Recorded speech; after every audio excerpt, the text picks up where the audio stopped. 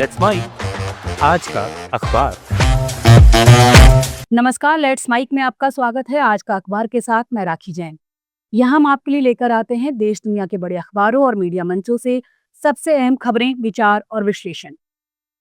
New York times में प्रकाशित संपादकीय में अमेरिकी सुप्रीम कोर्ट के कामकाज के तरीकों पर गहरी चिंता जताई गई है।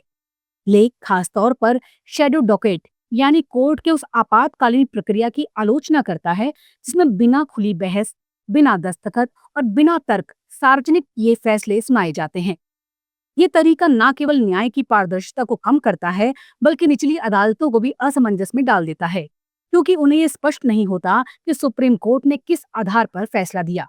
लेख ये भी दिखाता है ये केवल प्रक्रिया का मामला नहीं है, बल्कि इसका सीधा राजनीतिक असर हो रहा है। ट्रंप प्रशासन के कई विवादास्पद फैसलों को उसी प्रक्रिया के तहत राहत मिली, जबकि बाइडेन सरकार की छात्र ऋण माफी जैसी योजनाएं इसी शैडो डॉकेट के जरिए रोकी गई। इससे सुप्रीम कोर्ट की निष्पक्षता और उसकी जवाबदेही पर गंभीर सवाल उठने लगे हैं। इस लेख के जरिए न्यूयॉर्क टाइम्स अमेरिका के नागरिकों और लोकतांत्रिक संस्थाओं को चेतावनी दे रहा है कि अगर सुप्रीम कोर्ट खुद को जवाबदेह नहीं बनाएगा, अगर वो चुपचाप बिना खुली दलीलों और बिना पारदर्शिता के फैसले देता रहेगा, तो इससे न्याय व्यवस्था की नींव ही डगमगा सकती है। लेख इस उम्मीद के साथ खत्म होता है कि कोर्ट को चाहिए कि वो अपनी भूमिका की गंभीरता को समझे और अमेरिका के लोकतंत्र को मजबूत करने वाली संस्था की तरह व्यवहार करे, ना कि किसी एक दल या व्यक्ति के लिए ताकत का हथियार बने। द गार्जियन में प्रकाशित जॉन स्मिथ का लेख घरेलू हिंसा और सार्वजनिक हिंसा के बीच गहरे संबंध को उजागर करता है, जिसे अब तक हमारी न्याय और पुलिस व्यवस्था नजरअंदाज करती रही है। लेख का मूल उद्देश्य ये दिखाना है कि जो पुरुष अपने घरों में औरतों पर हिंसा करते हैं, वही आगे चलकर समाज में भीड़ के रूप में दंगे, आगजनी या आतंकी घटनाओं में शामिल हो जाते हैं। बीते साल ब्रिटेन में हुए दंगों के दौरान गिरफ्तार किए गए लोगों में से लगभग 41% पहले से घरेलू हिंसा के मामलों में पुलिस के रिकॉर्ड में थे। यानी ये कोई अलग अलग अपराध नहीं है, बल्कि एक ही हिंसक सोच की कड़ियां हैं, जिन्हें हम अलग अलग मानकर बड़ी भूल कर रहे हैं।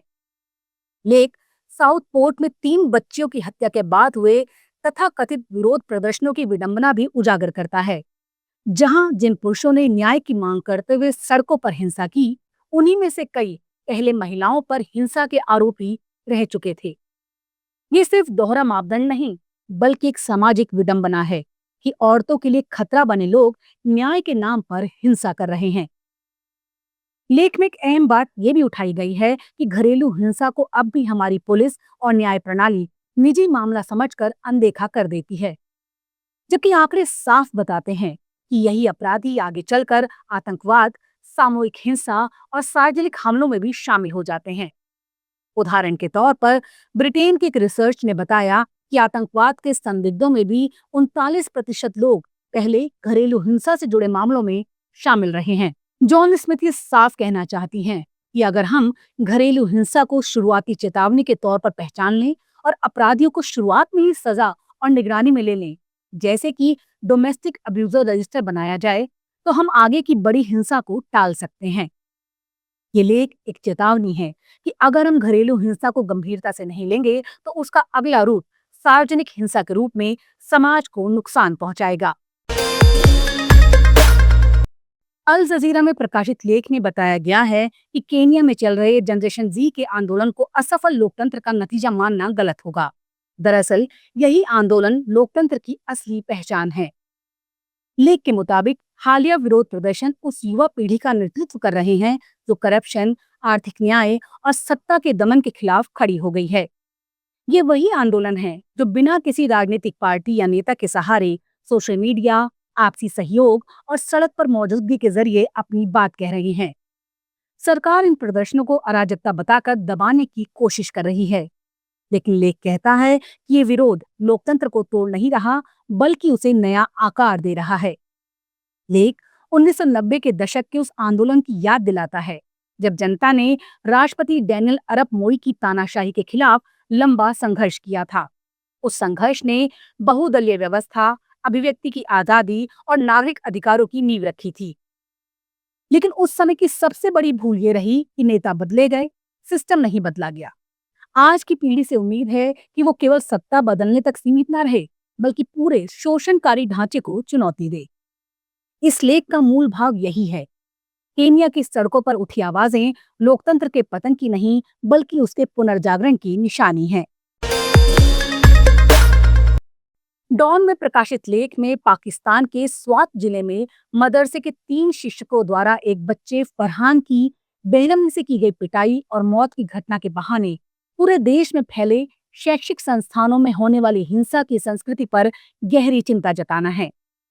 लेख का मकसद ये दिखाना है कि कैसे सीखने की जगह अब सजा की जगह बन गई है, और जब तक कोई दर्दनाक हादसा ना हो जाए, तब तक ना सरकार जागती है, ना समाज।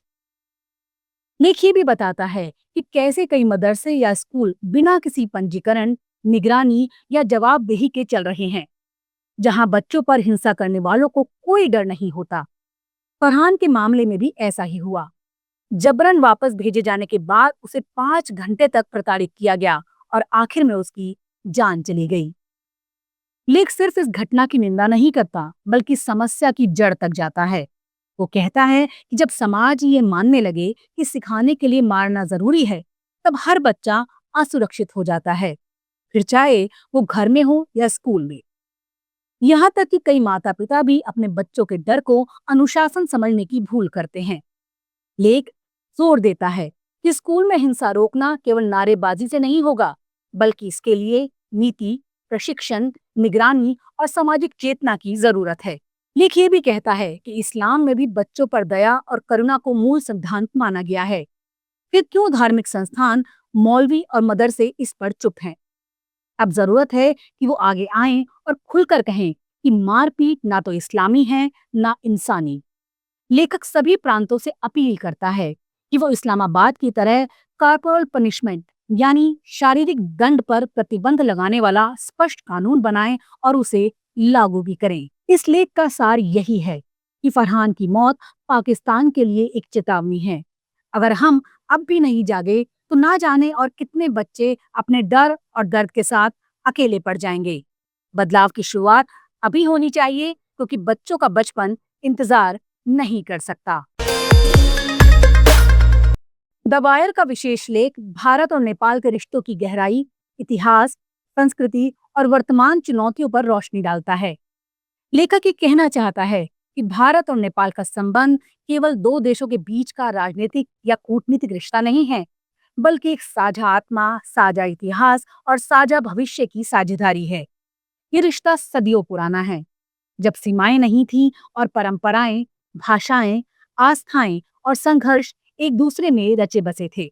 लेख बताता है कि दोनों देशों ने मिलकर लोकतंत्र के लिए संघर्ष किया, साथ सीखा और सामाजिक सांस्कृतिक स्तर पर एक दूसरे में गहराई से जुड़े रहे।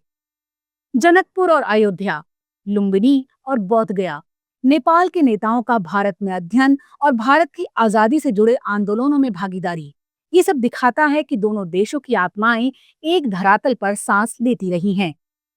लेकिन आज जब राष्ट्रवाद बढ़ रहा है, सीमाएं कड़ी हो रही हैं और चीन जैसे बाहरी प्रभाव नेपाल में सक्रिय हो रहे हैं, तब ये सवाल खड़ा होता है, क्या भारत और नेपाल इस ऐतिहासिक रिश्ते को समय के अनुरूप बनाए रख पाएंगे? नेपाल की तरफ से भारत के प्रभाव को संदेह की नजर से देखा जा रहा है और भारत सुरक्षा चिंताओं से घिरा है। ऐसे में लेखक चेताता है कि अगर ये भरोसे का रिश्ता कमजोर हुआ, तो ये साझी संस्कृति और आत्मीयता भी टूट सकती है, जो इसे खास बनाती है। लेख ये भी सुझाता है कि अब जरूरत है कि दोनों देश अपने संबंधों को सिर्फ भावना से नहीं, व्यवहारिक और रणनीतिक समझदारी से भी देखें। युवा पीढ़ी को जोड़ने, शिक्षा, संस्कृति, स्टार्टअप और संवाद के नए रास्ते बनाने की जरूरत है। पुराने समझौतों को नए संदर्भ में फिर से देखा जाना चाहिए, पर रिश्तों की बुनियाद आपसी सम्मान, साझी पहचान और बराबरी बनी रहनी चाहिए। अंत में ये लेख हमें ये याद दिलाता है कि भारत और नेपाल 2 अलग देश जरूर हैं, लेकिन उनकी आत्मा और संघर्ष और भविष्य एक दूसरे से जुड़ा है। यही संबंध की असली ताकत है, जिसे राजनीति, भू राजनीति या सीमाएं कमजोर नहीं कर सकती, अगर हम इसे समझदारी और साझी जिम्मेदारी से निभाएं। आज का अखबार में अभी इतना ही। नमस्कार।